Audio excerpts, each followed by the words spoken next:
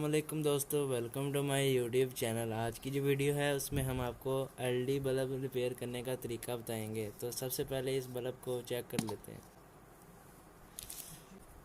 اب اس کو چیک کر لیتے ہیں، یہ آن نہیں ہو رہا، اسے ہم اب وائر کی مدد سے اس کے پوائنٹ کو چیک کریں گے کچھ اس طریقے سے۔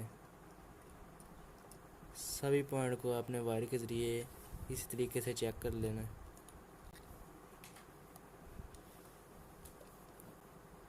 تو جس پوائنٹ پر آ کر یہ آن ہو اس کو ہم اس طریقے سے ہم اسے اتار دیں گے اور کاوی کی مدد سے ٹانکا لگا دیں گے۔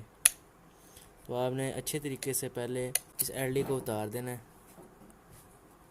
اب ہم کاوی کی مدد سے اس کو ٹانکا لگا دیں گے۔